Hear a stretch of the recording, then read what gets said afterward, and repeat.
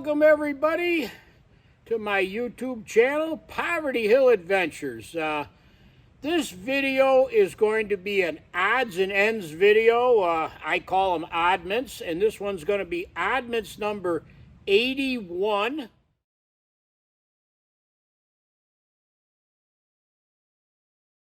We're going to start out this video with a welcome to a new neighbor of mine up here on Poverty Hill, and I'd like to introduce all of you to my new neighbor.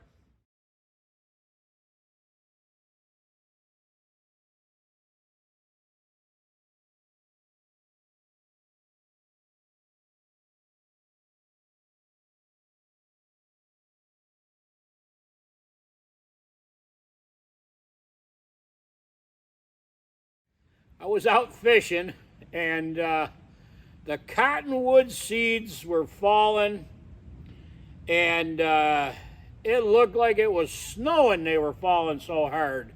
Now, I know what you're all wondering. You're all wondering just how hard were those cottonwood seeds falling, Brian? And you're probably really not wondering that. I just put that in there. The cottonwood seeds covered the pond, and they were all over the air.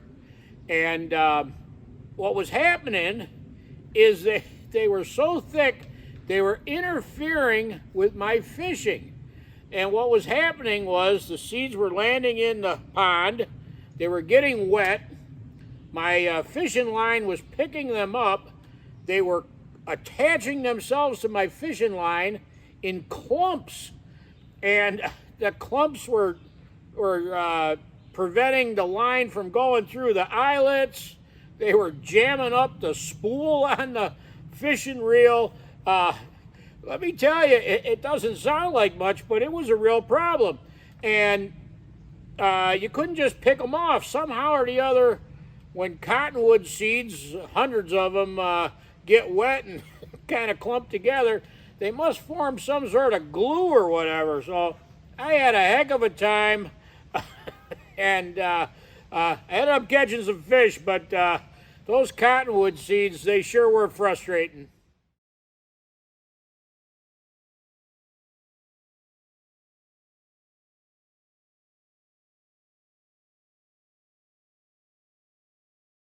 Speaking of fishing, I had the most wonderful time fishing the other day, and what made it so wonderful was not just the fish we caught, but the company that I got to go fishing with. I went fishing with my wife and my stepdaughter, and boy, we had a great time. And I took some pictures of both of them with fish and reeling in fish and everything. Along with, I took some pictures with my GoPro of a few fish that I caught.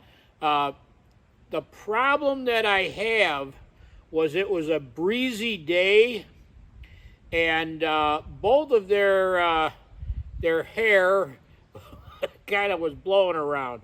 So rather than get myself in trouble and get sent to the doghouse, I'm only going to show all of you just a few of the sunfish that I caught, but boy, we had fun.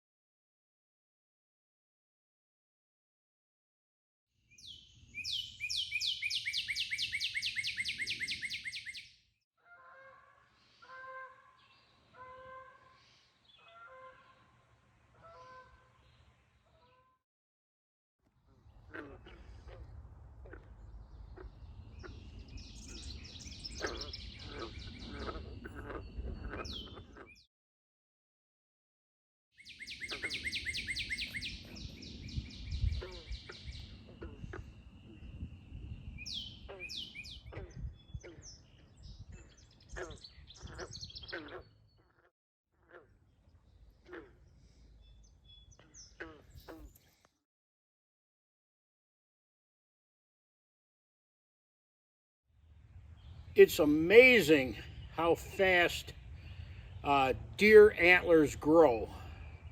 Now these two bucks, I got them on a trail camera the other day, and it's the date, I think the date stamp was something like May 19th or something like that. And I'm gonna try I'm gonna try to keep track of them over the next few months, if possible. But a deer antlers grows at an amazing rate. June and July are probably the fastest growth months, and like a year and a half old buck probably growing maybe 3/4 of an inch or more per week, and a more mature deer, a 2.5, 3.5, 4.5, whatever year-old buck could possibly be growing as much as 1.5 inches per week, with June and July being the biggest growth the months. Come August, I think what happens is the deer antlers start hardening and whatever it is, calcifying, and they don't grow as fast. But it is amazing how fast deer antlers grow. I'm gonna do my best. I don't know if they're gonna keep showing up on the trail camera, but I'm gonna do my best to try to track the growth of these two bucks' antlers and then share it with everybody.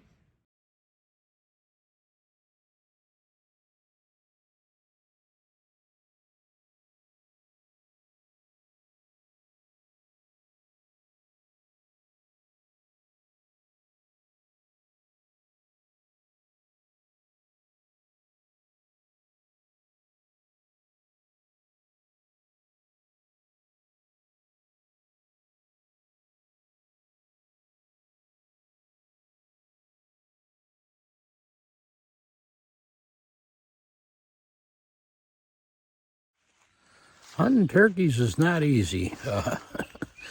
Sometimes it may appear that it's easy, but if you hunted turkeys long enough, you realize it's not easy.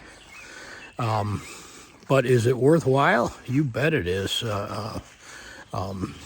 You get out here on the right morning, and when the turkeys are gobbling and hammering back to your calls, there's nothing like it. I mean, turkey hunting is exciting. Not so far this year, but when it all clicks and everything comes together, boy, you can't beat it. If I only had the opportunity to hunt one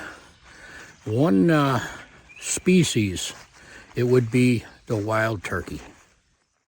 The season is just about over.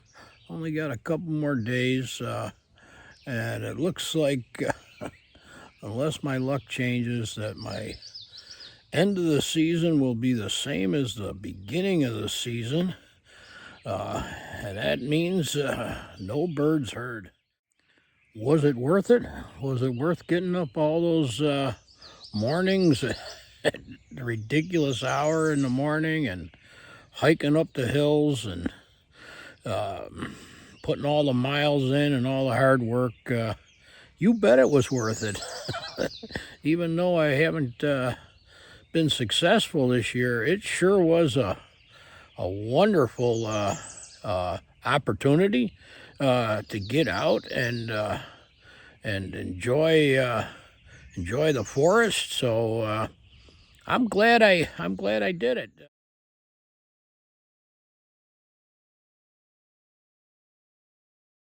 Here is this year's outdoor kitchen. I just got it set up the other day.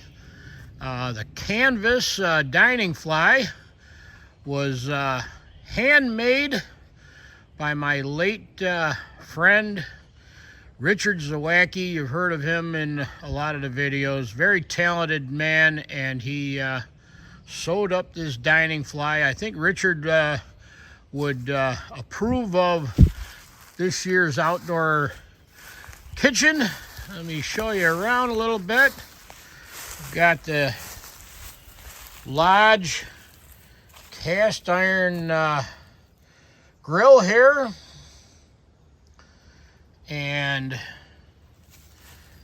the Coleman stove, which I've adapted to propane, and this year, new this year, is this hose that goes to a much larger propane tank, so I won't be changing them little tanks as often. There's my cast iron griddle, cast iron frying pan, and the toaster, so I can have toast with my breakfast. Over here, we've got the dining room table. Now, this table is pretty cool. It was made by Hole in the Bow Chuck. Everybody knows Hole in the Bow Chuck from the videos. He makes all the primitive self bows. Well, it turns out Chuck also makes primitive camp furniture, and this little table folds all up. I like it quite a bit. And then I've got the rocking chair out, and lastly, for lighting, I've got Coleman lanterns. Until next time, everybody, take care. Thank you for watching the video, and remember to keep on trucking.